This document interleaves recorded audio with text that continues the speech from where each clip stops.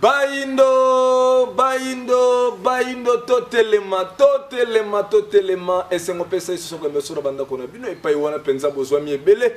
D'accord, on a émission fait la conscience, émission, où est-ce que la malalikanisi, moko ko la kisamoto moindo, ya uta wapi, ye akomi wapi, pays azali kokene wapi, ne mokolo na mokolo to sala ka fort ya kokene kokundula bandeko bazana makanisi ya malamu ya kososolisa et belé ya bandeko na bango bayindo et pa wana bazwami na ngonga oyo ya kolanda émission ya veille ya conscience. Ne na mokolo mo lelo to kosola si actualité ya mboka Congo et pa wana to yebi uta le 10 mars mboka Congo asalaki déjà touché dans premier cas ya contamination ya virus ya corona. Pa wana peut kosola sur communication ya makambo ndenge so kendelelele to kosola pe lisusu solution pour na maladie yango ko senga kaka intervention ya vaccin to pe na banzela bakisi mususu to koki ko kosola pe solution nde to kosola pe lisusu sur célébrité to moni lelo e belé ya batu bakomi ko kima penza bosoto bazo mingi na ngambo ya bopeto nde masolo na biso pe lisusu ko koba lisusu ko landela ba appel o bande ko na biso basali ya nzambe ba pasteur elongo na basango ndenge bali ko senga ete moto nyonso za na makoki aya kosunga po te bako kosunga ebele ya batu oyoyo bali ko nyokoma na période oyo nena mokolo mo lelo to zoko ba suma solo na biso na moko pe lisusu ba pandisa ngolo kola ngai na komo ende kondombele botale o mokolo na mokolo ba argument ali ko pesa pe ezali kosunga ebele ya bande ko na yeba yindo bazo zanda ka biso mokolo na mokolo nde kondombele botale bote na biso mbote ende ko ngai tambi mbote pe na bande ko nyonso bazwi lisusu libako ya kolanda biso mokolo mo lelo de kondombele botale Congo mboka to vandeli le 10 mars to sala qui touché déjà na mopepe o ya virus ya corona ibandaki na mboka ya Chine le zali 25e jour tout ça déjà pour enregistrer déjà 144 déjà contaminés tout ça déjà na 13 morts bilani no ko sala ruta mokolo o ekotela kibiso na mokolo mo lelo ko landela nombre o déjà bato basé éteint na nombre de morts na ndenge pe l'état ali ko sala effort pour que ne réduire nombre ya bato baza déjà contaminé maloba pa na bino o sosolise belé bande ko bazo na biso na ngonga o ndeko ndombele matondo ndeko na ngai tambi ndenge uti ko babino e pa na biso wa virus wana ekotaki mokolo depuis le 10 mars tolelo selon ba calculer le bibino tous en 25e jour centaines il y a ba contaminé dizaines de morts tout le bilan est positif par rapport à bamboka yonso oyo ezalaki frappé na coronavirus Italie na azalaki ko sala ba 800 morts en une journée na mokolo moko États-Unis salaki ba 1200 morts dans 24 heures. France a sala ba 600 biso 25 jours dizaines de morts donc et c'est positif et c'est ya ko bangate pa ina biso donc 25 jours au wana et pas ina biso malaria kendaka na ba 850 morts dans 25 jours voilà donc soko coronavirus na 25 jours, à sali 10 ans de mort, donc à sali moins puissant, il n'y a pas une ambition. Vous minimiser les solos et le coronavirus. Est-ce que vous tenir compte de ce danger? Les Camerounais, pourtant, on lobby, on a fait 5 jours, on a fier, on a fait 5 jours, 13 morts, Italie, dans la journée, encore, à comme 1000 morts, 850 morts. C'est comme si, pas un décondombele, vous minimiser les solos et le coronavirus. Comme minimiser, c'est trop dur. Tant que vous avez inhumain, ce que vous avez minimiser. Mais tu le dans lobby ango n'a pas de détails. Dans lobby Italie a zaïko sala 800 morts, 800 décès. Dans mon kolomoko. Il y a 2 jours passés, États-Unis a sala qui 1200 décès. Dans mon kolomoko. Mais ce que on a 25 jours, tu sali dizaines de morts. Il fallait qu'il y ait un bandengeni. Au moins, il y a la corona maladie à Yambo. Et pas il y a africain. il faut qu'on se le dise. Toloba yango. Tango tolobi malaria, po malaria nde sala, pas l'une de salaka, pas si na mboka oyo. Na lobi na 25 jours, to recensé. Na République démocratique ya Congo, palia kokendaka na plus de 850 morts. Tout ça na ba 900 décès. Mais soko maladie moko soit 25 jours. Tout banini mécanisme va disposer yango zeko empêcher ni. Na retourna bino malgré bino ba pantisango batuna ka tuna te. Mais mécanisme nini ya malonga au République démocratique ya Congo akoki ko tia au Italie ayebite. Toi akoki ko tia te. Mécanisme nini sécurité nini République démocratique ya Congo akoki ko tia aux États-Unis azena yango te. Sur les États-Unis zeko kufa ba 1200. Na mokolo moko. Na mokolo moko. Biso to tie ba mesure de sécurité ni. Ko ba raison penze sanini ndeko ndombele. Mais quand on se sebele bandeko, analyse osali et ça logique. États-Unis pays les plus puissants avant même na médecine. Na mokolo moko azo ko enregistrer 1200 morts. Mais Congo RDC n'est pas c'est 25 jours. Asa ko enregistrer 13 morts. Ba raison penze sanini ke mboka loko les États-Unis o nyonso ba vandisa Italie, ba vandisa nyonso France, ba vandisa nyonso mais na mokolo moko zo mona ba plus de 500 morts. Mais biso l'espace c'est 25 jours dans na 13 morts. Ndeko tambi bango bato mayelo ba médecin de part. Balobaki coronavirus c'est pas ya bainde ko développer le quoi virus te.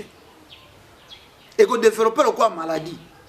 Okoki posa la kaka na quarantaine sans traitement au biki. Pas ya bainde. Pas ya bainde. Odobi ezalaki owana. Tango komi makambo simba zongisa batanda c'est komi ko kabwana komi le quoi cop. Ndesika makambo eko changer.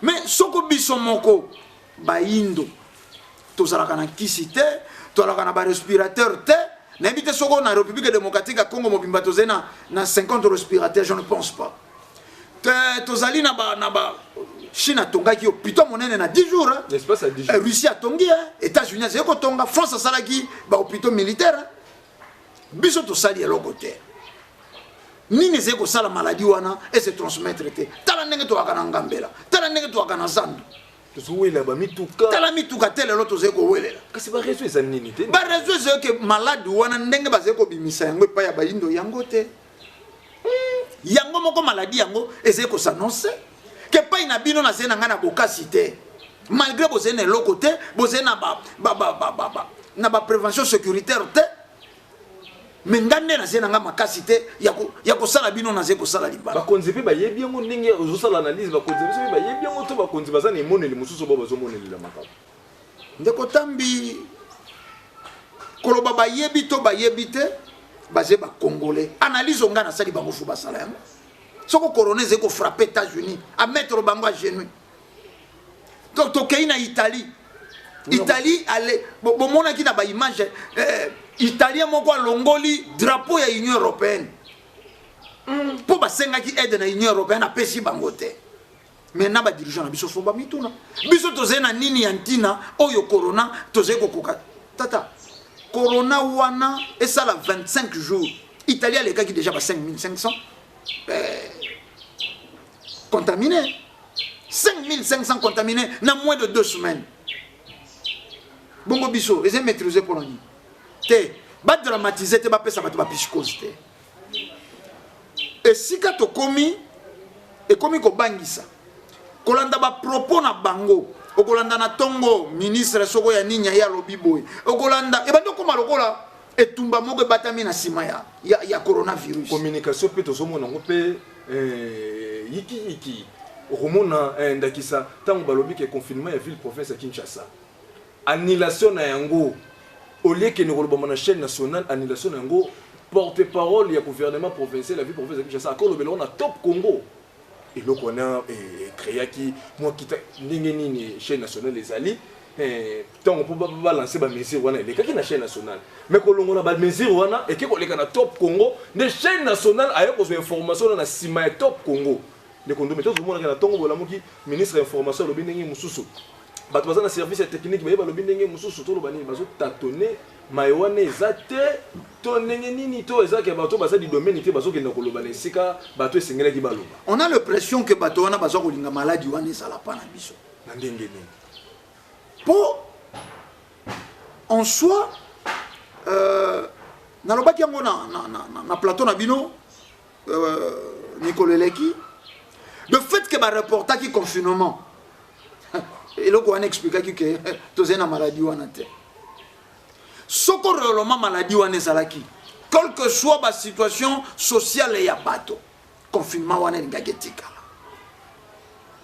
pour ba monaki déjà que na ba petit peuple na ba pauvre ba bola ba sombaka moi ba desa kombina bango ya loso malgré impossible ça nango soko 21 jours ba 4 jours ko bima 2 jours et approvisionnement mais ba misombela ki ba desa kombi ba ki ko reporter ngo poni et loko ezena danger o ko reporter ngo poni o ko reporter ngo poni te basé ko calcul copie coller c'est-à-dire soko ba ke batali France 24 aloba ki boy bolandela ba discours ya ba chef africain nyonso ya ba dirigeant africain Premier ministre na biso silence total mais c'est comme si le côté na ça na kati mbo basé ko se mettre d'accord te soko landi na dobi na ba politicien na biso ko comprendre que ba politicien mususu ba visse bango même soko tali papa Molière o ko comprendre que il a été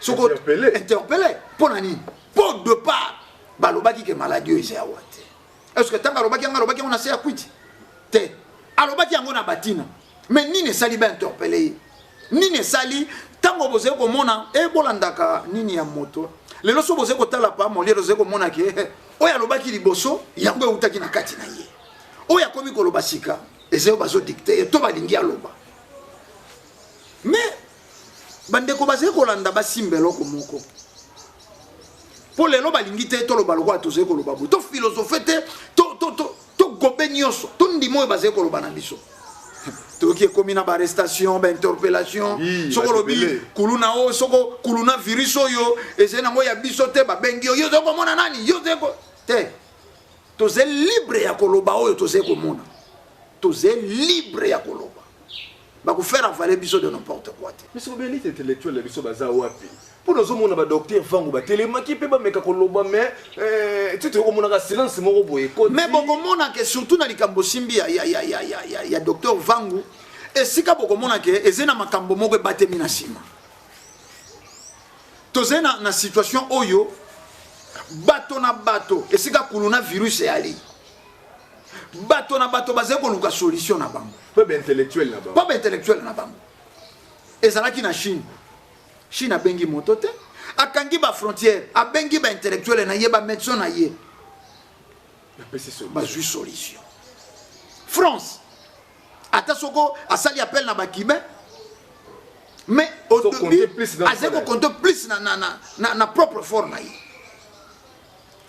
tokei na États-Unis tokei na nini bato na bato ba consulter na no ba ya bango biso basalini tango bazeko boya docteur Vangu baboye pour nani il n'est pas congolais azena droit nanyo azena droit yako lobaka yemoko sur coronavirus consulter ministre de santé batsaye parmi bandeko wana bango na bango baza du domaine baye ba olia les kana média banda ko lobelela ngo mais tango montaleki na média à se sentir capable mais vous considérez à ses valeurs bino vous êtes plus congolais que yete biso nyonso tozena titre moko ya kozala ba congolais mais bo ça l'appelle na ya comme expertise na ye ba prena biso mabeto ndimana kate qu'est-ce qui vous dit que ba oyo wana baza ba médecin soko général wana baza une expertise koleka docteur Fam to yebite et c'est ma point d'interrogation beaucoup sous-estimé poni donc docteur Fam to loba azomi mona ke akoki ko pesa réponse na problème mais na tango ya pasi na tango ya etumba ba considérer ka ba valeur yonso soko guerre komi makasi bilenge yonso babotami na mboka bazwaka briefing ya mbango ya mandoki po base ba valeur bose ba vaillant garçon botelema bo défendre mboka to komi ya danger ba manyaka mandoki boye basalaka boye soko yoki voix boye balalaka soko ki balobi coucher ramper ba kozwa formation ya lombango po ba défendre mboka bango ba déclarer ki balobi République démocratique ya Congo est na guerre bongo boko boya expertise ya bandeko mosusu poni pour quelle raison bondima netambi alobi ngana yebi produit bo yaka tolobi même tango baze ko négliger bandeko ba traduit praticien te wana komi sanga kuta sali ba déclaration alobi que comment fait-il na mboka munene le rôle RDC ba traduit ba la négliger na situation de ça na actuel mais motema mabe biso moko to dénoncer kangwa dirigeant ko kamba na religion importée te bakonzi ya mboka bakoki baze inspiré te c'est-à-dire lokwa baze auxiliaire ya loposo pembe pona bango pusi malamo obi mondele soko ze ko tambolo moni mwana mwasi akalingi suki o comprendre mission ya mondele donc mwana mwasi yemoka ze ko mimona na ze kitoko soko suki na ngela iloko ya mondele to préférer que esthétique à mondele que cause la vraie biso bayindo atata ko mona ka bato ebele baboya ka kisa bokoko balanda ka esthétique kisa mondele mbuma kasi bokoko flacon dosi biloko nane se contact ne kondombeli yebo ko pesa bana te la muki na tongo zukisi moko boye ezangi dozo pesa mwana amela nde kondombeli ndeko tambi bato yonso bakendeke pa ya ba chinois bazali ko zo ba complément alimentaire moto atunaka likambo ya dosa zete aliénation tango balobi na yo Congo bololo bamelaka ngo verre moko na tongo verre moko na poko ezeni dosi te dosi fallait za na graine eza na mbuma te yango eloko mondele abundaki nango makasi alukaki alongola moindo kozala na ye moindo akoma moto esthétique ndeko tambi omoni ngai nalobaka na bino bozalaka bakongolais tango bolobaka likambo ya badose tout ça ba congolais zila bozalaka bakongolais te c'est-à-dire déontologie dominaka pe trop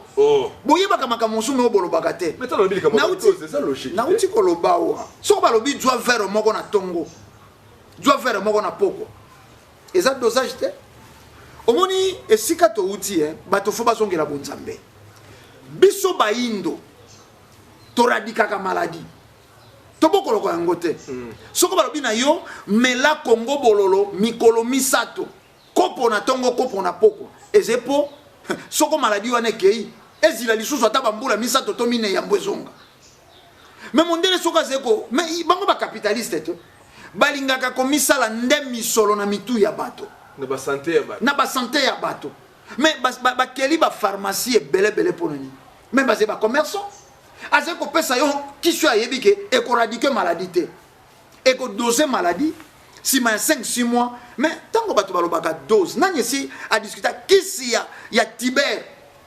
kisi ya tiber bamelaka yango soko 6 mois chaque jour okendaka tongo odwi poko odwi 6 mois wana bakokalikile dose te mais okei pa ya tradi to membango ndenge wana moto asalaka kisi na biso ya bayindo alobi zwa soko mokokoli avocat tokisa yango mela yango 10 jours tiber esili me bango 6 mois te tozalaki na ndeko na biso bauti ko assassiner wa na Beni oyo ayaki koradike malaria donc ndikondomele likambo malaria eswaka yo toyeki wanga kuna zo memo na corona yo zo insister plus mingi na makambo ndeko tambi soko 25 jours coronavirus abomi dizaines de personnes oyo malaria bomaka ba 900 ba 1000 na zeko banga plus malaria ngai ndeko ndombele na zeko banga plus muto malaria to kolala na yepe mais muto corona to kolala société faut battre en quarantaine ndeko ndombele po bango balobi te po bango balobi mais na uti koloba wa omoni ba intellectuel basé ko considérer danger moko pour na mboka na biso soko na ndeko na bango docteur Vang n'expertise akumbi basé ko mona ba éliminer les lolobi mosika bongo boni bakokenda ko luka tradi praticien o ba mona ka esalite po simba kankasa mais to utai koloba wa na étape oyo to komi fallait ki ba considérer bato wana yonso o alobi nkasa na ngeko kesunga po ba yebikisite ataba oboze ko mona wa soi disant bata mayele docteur Moulembe pa lobaki ngo ti lelo kisi ya corona zena kisi te bongo soko motalobi ngana zena kisi ndeko na ngatani mais tozala ba intellectuel tozala bato bandeko balandi bino boze na kisi te oyo alobi aze médecin atangi pe lokola bango alobi bi atravaillaka zepe na bapartenaire obele atravaillaka na bato na Maroc na balabo na Gabon wapi apesi expertise na ye batitre bango balukaka Poto mosusu ko tradi pa dizalo bi ngana yebi Zamba Mayombe ngana yebi Île de Mateba esika na kenda ko ba ko yoka ngo soni nkele mais ya lobi ba kenda kana balabo na Gabon ba kenda ka bipai na bipai azena bato ba travailler kana Maroc na atanga ki bamboka ba boye poni mais zena nungu ezena molili moko ezena sima ba ko boya yeponi et comme soko ze ko tala likamwa comme ba camp docteur Mouyembe na monaki pe docteur Mosusu son médecin général à la clinique Ngaliema ayaki ko s'attaquer contre docteur Vangu azepe na mo batone na monaki ndeko difi masimana ye ndeko Jean-Marie Kasamba simana e komi etumba boko bunda po nini soko bino yo so boze ko luka solution ye loko yo solution na ino zo mite donc c'est ka bomi comme la flou à partir flou alors comment que batamina sima ou soit boze ko viser ben intérêt Mosusu ezeli susu te ko luka lobiko ya bato. Mais le gouvernement a la capacité de déclarer que la solution pour le virus est corona. Mais le gouvernement, le premier ministre silence.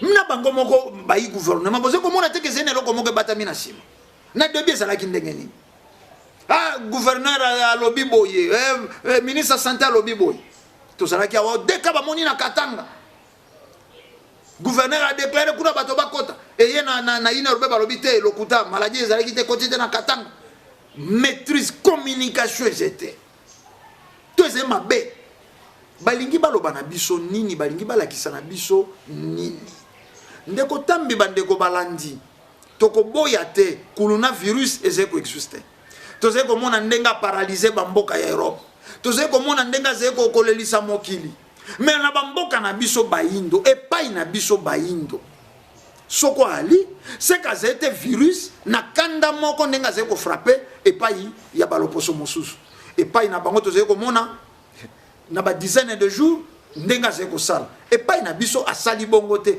biso kutu tozemboka moko sans sécurité la preuve on est ataba oyo bazeko ba chloroquine po bayoka kini solo ya bato libanda batala kina France tozena bato bazeko sala recherche médecin français ba vandaki bazolo bela chloroquine ngo beto ndeko tambi mokili mobimba bolimbisi ndeko na ngai nalingaka soto tozeko kusala manaka ekendaka kolamusa conscience ya bato.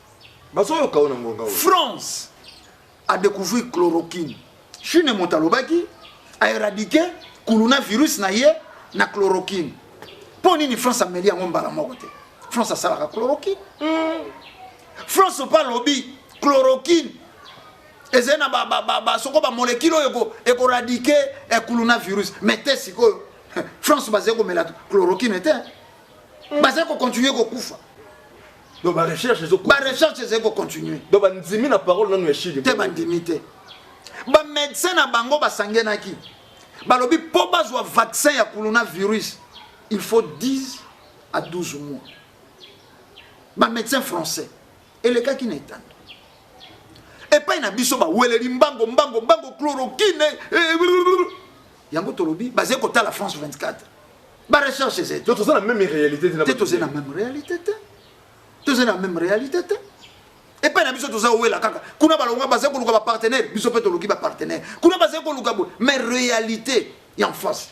Yango bato ba komi ko douter que toza na situation wana ya coronavirus. Ba batterie nini bati ya marche. Ba batterie nini bati ya marche pour la éradiquer maladie wa. To mona ki docteur moye gouvernement zo senga aide na niveau libanda na niveau OMS.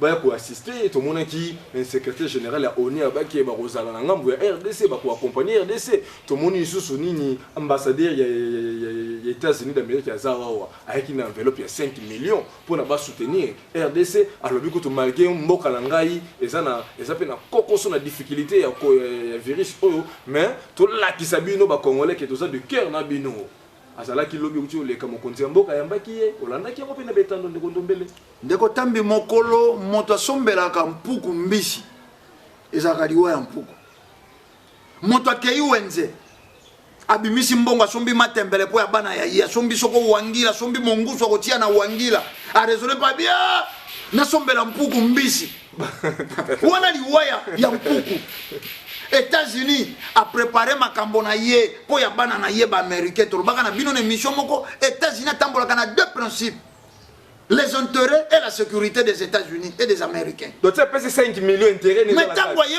qu'on peut s'abîmer 5 millions, mais vous avez un peu coûté. À somberi binombisi. Mais vous avez pas. Ni ne Rolanda Nassim. Vous avez docteur Mouyemba Ndimi vaccin. On va croire qu'on ne met pas une abisso. Oh mais les condombele, qui ne pas tous on pas. Na ndenge situation ali ko kende boye eloko ko sala kaka fin na coronavirus et ça lui vaccin maintenant mo bino bosolo baké docteur Mouyembe c'est comme si vous autres traitez docteur Mouyembe aza contre ba congolais aza pour ba o ba lingaka Congo te akende ko ndima vaccin hein ce que le lobby no boko ko telemela vaccin boyebi lobby ko ko combien de vaccins déjà ba congolais ba mela et ça les l'autre côté et sunga et belé vie ba congolais bon ce qui le vaccin mo yito ko boye longo pona ngai ndeko tambi na ko traiter docteur Mouyembe na eloko te pourquoi c'est traité bongo. Oh. Mais vidéo na étambolité, yenda c'est traité ndenge wana. Mais na lobby, na États-Unis, na Italie, na France, soko banguto wana ba découvrir virus. Et ko bandela wapi. Bato wana tango ba découvrir ka makambo nyonso ya ntino. Et yakapa na yote. Ba découvrir ndenge ba sala ka figé. Et si ba yana ngopa na yo. Babanda ko former na ngwe pa na yo ba découvrir ndenge ba sala ordinateur et si ba ya na ngwe pa na yo moine te wana poser bonheur na bango poser bonheur na bango ba découvrir ndenge ba sala avion et si ba ya na ngwe pa na yo soko lelo ba découvrir vaccin bango moko ba se ko kufa soko ze maladie ba bandi ngwe pa na bango te poni te et c'est clinique et c'est vaccin na no ba accepter te ba monique koki ko sala bo ba luka kobai moko ba beta na bata la réaction nango kobai yango de yo moto mwindo et pour ningana te ba yeli yo 5 millions de ko dobele bandela na no exemple uti ko pesa ya ba ordinateur ba avion et surtout ki singa penza mais to ndeko tambi to yaka wa bolobaka yango na motuya ya émission na bino ezena o yeze émission ya veille à conscience ya bato tango mondela yebi ndenge basala ka mandoki a permettre te pays Afrique sala mandoki a permettre te ayebi ndenge basalaka ordinateur azwaka kutu kolta epai na biso awa akosalela yango pa na biso te fe sala mepai na ye alakisa biso te malgré totangi ba diplôme tozwi toyebi ndenge basalaka ordinateur te toyebi ndenge basalaka tonga te mais ya salaka po eze bolamu po eze avantage po na ye po eze komatisa pe kita ya mboka na ye boni kaka na vaccin fo baya kobanda epai na ye e biso tozali kokufa te na lobi biso tozali kokufa te mpo na dizaine wana nga na lobaka kosala pe moins 6 bakufaki na bango na pulupulu donc l'espace à 25 jours biso tozalaka na dizaine de morts biso tozali na dizaine moins 6 alekaki libuma aliaki mwa mbinzo na mwamba na mayebo esali pulupulu to mpe malaria esangani wana akei na ye abimi coronavirus mais kuna esika bazali kokufa 1200 na mokolo moko mais babanda vaccin kuna te ça fait mal au cœur et puis olobi yango essai clinique donc ba yeko meke pa na biso docteur Mouyemba yebi to yebi te ndeko ndombele mais azemo to omes ay batende ngani amena kata ba déclaration na seli yango na puitité il est conscient ndeko tambe yebi ba se ko bokela biso soyi azemo to omes oh azemo to omes et c'est lokola o drogué moi goli kosona yo moko na bato basala ka mabe wana a drogué moto azeko yako mekaka kwiti ezali to ezali te soko kwiti ezali na nabia na kokina ko bakosakana yango lo poso pemba zeko ko bakomeka biso ele komoko batiaka biso bakadena na monoko banani bazalaki ko faciliter mondele kaka baindo po batia baindo kadena na monoko ndeko na bino so ndima ndeko na bino zeko ndima po bakanga biso bakata biso maboko banani bazeko faciliter yango bomonaka mindele mibale batandi tala etuluku ya baindo na basinga na kingo na bashene na kingo facilité na bandeko baindo bambolombolo basimbisi bango banzete bakokisa posa ya mondele ye docteur Mouyembe ayebi te ke awa sida ekota na vaccin ya polio est-ce que biso moko po tosala vaccin bango batangi mosala nini yo bango batangi donc batanga ki te po ba copier mais koyoka ye azali kozila nde expérience ya ba chinois ya ba français na ya ba américain bango so balobi tozwi aleboya sika komeka epai na ngai ndenge bayaka na ebola basali baye komeka etikali pe etikali ekoma makambo ya solo ekoma kozonga tofandi ebola mais tokomo douter esika tokomi lelo tokomo douter Donc balingaki docteur Mouyembe a éradiqué Ebola pour te passer confiance. L'obène de Misabiso vaccin il y a coronavirus. Mais la population venait yambia on a n'engé malamu. Et ko yamba on a n'engé malamu c'est auto zene le ko ya révolution.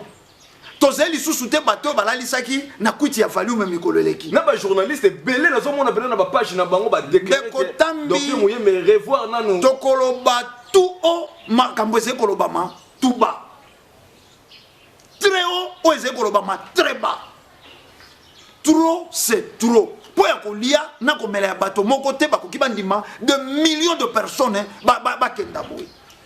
Tous à la mayele bandeko balandi. Bo sensibiliser bandeko na bino na ba fin fond na ba village. Bo sensibiliser bango. Lokola Kinshasa communication est rapide. Éveil à conscience et ali. Tokeba. Bako kenda na ba mweni du tout. Bako kenda na ba Kasai. Na ba beka mwanga. Na ba beka mwanga. Esika bako kenda ko pesa la vaccin o. Nzoka nde basé ndambo na biso. Pasi kaka ya biso. Pasi na biso. Tokeba. Programme d'extermination ya race noire. Programme d'extermination ya race noire eze sikate. Bo yebi makito eze ko salema. Élément ya Sarkozy bande ko mikili ya poto bino nde botindaki.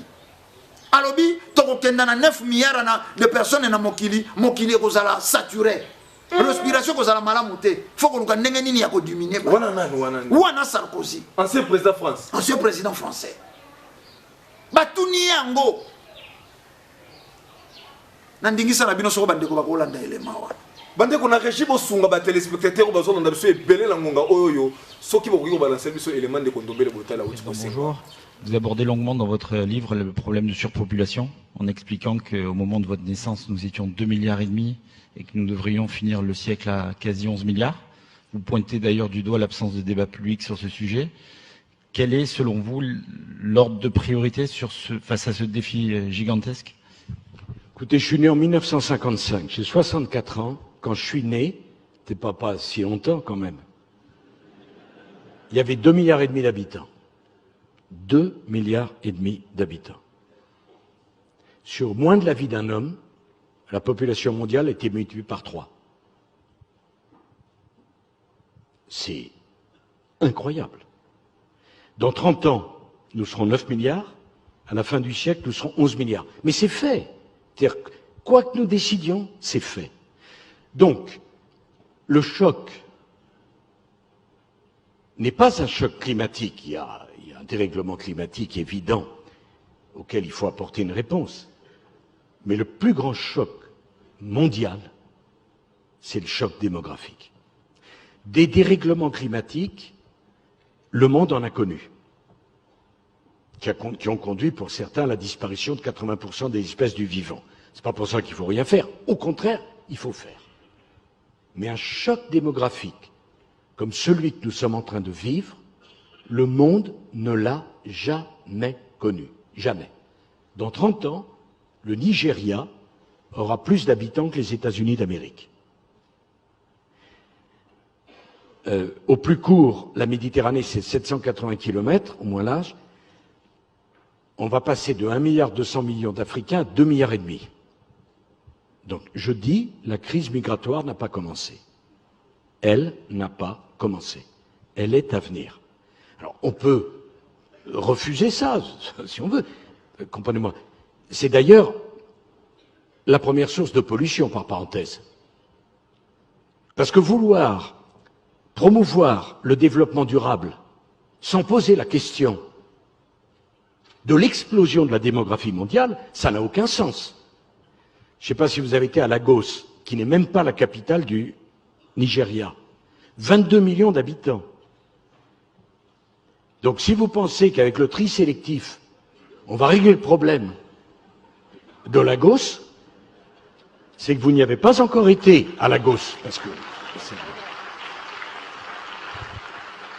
ma voisine dit ça aidera, certainement. Mais je voudrais vous dire une chose, 22 millions de gens qui consomment bien, ça fait plus de dégâts qu'1 million qui consomment mal. J'ajoute que, on me dit l'avenir était la voiture électrique. Alors tout le monde, la voiture électrique, formidable. Formidable, formidable. Puis d'abord, il faut faire attention à ce qu'on dit maintenant, puisqu'on ne peut plus rien dire. Donc, Mais je pose quand même une question. La voiture électrique, elle consomme de l'électricité? Non. Bon. L'électricité, il faut la produire. Et donc on a l'Allemagne qui a fait rouvrir toutes ces mines de charbon pour produire de l'électricité. Il y avait un ministre de l'écologie, là, dont j'ai oublié le nom, qui dans la même journée a dit, avec l'autorité, dans 10 ans, il n'y aura que des voitures électriques. Parfait, très bien. Et tout le monde d'applaudir. Et dans 10 ans, on aura fermé la moitié des centrales nucléaires.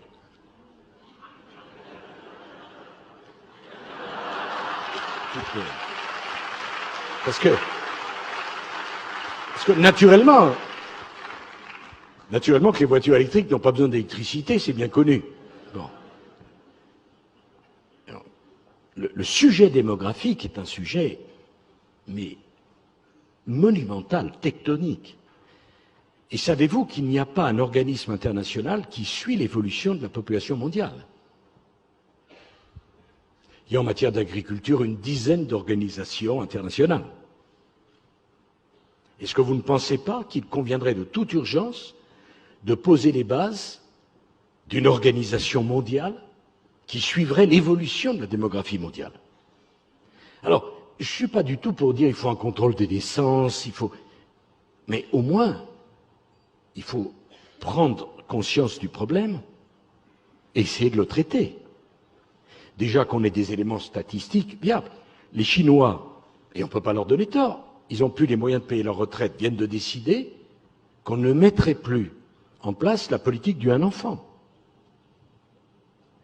L'Afrique subsaharienne, la moyenne d'enfants par femme, c'est de l'ordre de 5. Donc, si on n'agit pas très rapidement, on va au-devant d'une catastrophe extravagante. La question, combien d'êtres humains peuvent-ils vivre en même temps sur cette planète? C'est un sujet, j'entends bien les difficultés, le désir d'avoir des enfants, ce que ça peut représenter. Mais est-ce qu'on ne voit pas que toutes les espèces du vivant, un jour, ont vocation à disparaître par surpopulation ou par appauvrissement des ressources? Et est-ce qu'on pense que pour nous, les humains, ça ne se posera pas? Et je suis assez fasciné de voir, à juste titre, la discussion sur le climat et la gêne quand on discute de l'évolution de la démographie mondiale. Alors je vois là, cette jeune Suédoise si sympathique et si souriante, tellement originale dans sa pensée. Mais la question de cet organisme qui suivrait l'évolution de la démographie mondiale, de la réflexion que nous, les Occidentaux, on doit avoir avant les autres, parce que l'écart entre nous et l'Asie, non seulement ne s'arrête pas, mais ça croît encore. Puisque c'est 4,8 milliards, mais demain, ça sera bien plus. Et dans la foulée, je pense que l'Europe doit de toute urgence se réunir avec l'Afrique pour décider d'un plan d'infrastructure monumental en Afrique, pour essayer d'augmenter le niveau de vie de l'Afrique, parce qu'il semble, je dis il semble, qu'il y ait une corrélation entre le niveau de développement et l'explosion de la démographie. Il semble, enfin en tout cas, c'est ce qu'un certain nombre de gens disent. Et c'est vraiment les sujets passionnants de demain et extrêmement difficiles. Je n'ai pas les solutions, naturellement. Mais ces sujets-là, ils sont tectoniques. Merci beaucoup, Monsieur le Président. Bah, téléspectateurs, Bolandi Ango, bo réagir na ba numéro eza affiché wana kita pela to bina ngongo esa pena na banda ko ba kozoli ba kuna nzela FM Rolanda biso na Congo central topé awa wana Kinshasa na 89.0 ko réagir na plus 243 82 319 22 25 ne kondombele kolandela vidéo bo proposer biso mo commentaire na bi ndeko tambi yango to ebisi bato mondela luka extermination race noire alingaka ba africain to malingaka afrika alingaka nde mabele na biso alingaka ba congolais te malingaka ndeko différence ezali kolinga Afrique na kolinga ba africain. Oh mais justement na kolinga ba voir ya netambi mais nalingaka netambi te. Raison pour laquelle na koluka netambi azala te ponga na bénéficier na ba voir na ye. Yango wana loposo pembe. Tango baze kolobela extermination wana mokili ekita bolandaki Macron tanga ye na Mali. Alobi Afrique ezeko souffrir po ba africain ba botaka ba 7 ba 8. Oh aya zomeli bato acholi bato pa zongi. Te wana bayaka ko mekande réchaud. Bati réchaud na plaque baze ko meka. Ezeko ko chauffer. Kwiti ya baindo, conscience ya baindo ezongi to ezongi na inote. Te ça doit cesser. Donc intellectuel bazo ndimo makambo nyoso. Mais intellectuel est nini? Intellectuel est nini? Intellectuel est nini? Yango tolobi. Tomona ki bandeko ba passer mosu balali na ba poto pona corona. Oui, batelema bandimi na bango ba boy vaccin. Bango pe batelema baloba. Oh. Ko bala kisake. Ndeko tambi. Bon c'est bon na molimo bazui que peuple population zo mo po isonga bango. Ndeko tambi. Balobaka la voix du peuple, c'est la voix de Dieu.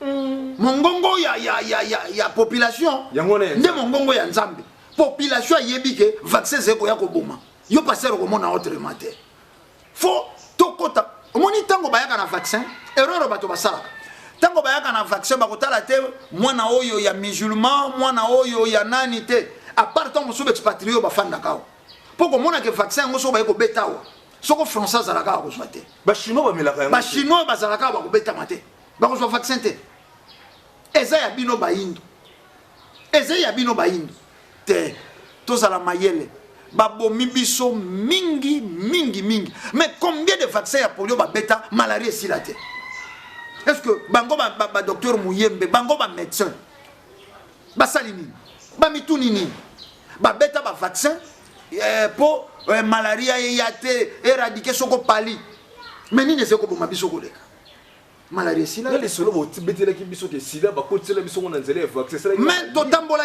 to checker élément te tous un élément Laurent Louis n'a parlement belge. Et on oublie de dire que nous avons également apporté le sida lorsque nous avons utilisé le peuple congolais comme des cobayes pour réaliser nos vaccins contre la polio. Désinformation et hypocrisie une fois de plus. Les loba ina yekuna pour bimisa vérité oyo et pas ya baïn. Nanzila ya vaccin ya polio nde bakotisa sida. Basali yango na 1950. Donc maman ki rotia mwana na mais la vaccin ali kaniseke sunga mwana nzoka bazo pesa mwana. Ba pesi ye malade.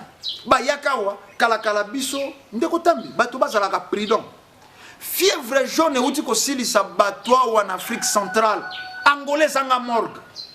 Ba morgue nyoso plein ba entassé bato quoi Thompson ne tati. Tango kaka balekaka na vaccin ya fièvre jaune de 0 à 100 ans. Bon, vacciner de 0 à 100 ans pour nous. Nasi manango. Fièvre jaune et bimi. Et bêta et ravaja bato na lolenge ya mokete. Mais toyoka nanya tia makelele, nanya kosola. Te, mondela zeko komeka température ya drogue bêta na fedika. Azeko tala a forma ba indo pona ko bomba bandeko na bango ba indo. Ba médecin ba préférera baya ko baya na vaccin pour vaccin za accompagner na mbongo te ça doit cesser le go mfumu kimbangu mbangu difika ya swe kama ata bakoboma ata soko bakokanga tuer la restaurant 1 boko kokosilisa te ba programme nyonso ya extermination ya race noire basala bakamwaka te ba indo tozala kaka. N'est pas la biso est-ce que tu connais que ça 85 millions de lelo? Je ne pense pas. Mais pas que nana kososola. Ba que nana kososola, ba téléspectateurs bozo me belé télévision ça ngonga ba lekona régie, bazo signaler biso ko déborder ko na ba mini cette émission. Kasi ndeko meka ko interpeller biso, ou tête botomi na mboka Congo. Combien de vaccins ont déjà to meli? Bomoni ba élément moko ba parlementaire na été na Belgique a telemi azo interpeller bandeko na ye complot ba salaka ya aussi sa ba noir vaccin ba ko pesa biso ya polio donc ta vaccin ya polio or ba ko te so virus ya sida tata mama seko so lito so maeli to so maeli bozalaki penza ebele na ngongo kolanda biso bino na eteni ya Belgique ya France Europe bobimba bandeko bozoyi pe na Congo central mokolo na mokolo bozolanda biso pe awa na Kinshasa mokolo na mokolo to pe Angola bozolanda biso botika la brancher na manaka na biso chaque lundi na ngonga 22h pe chaque vendredi na ngonga 11h wana na télévision pe mercredi na ngonga 21h pe vendredi na ngonga 22h wana na radio ezali na fréquence 89.0 tika ba mituna na on a plus de 143 82 319 22 25 eza ya WhatsApp mituna na bino to na mokolo na mokolo ndeko dombele botale na nzela ya cadrage tozalaki na ndeko na biso ntimba pe na réalisation tozalaki na 9 lumière invité ya mokolo lelo ya émission bayindo totelema tozalaki na ndeko ndobele botale pe biso ndeko na bino tambi koka de mutu tambusaki yango ndeko ndobele na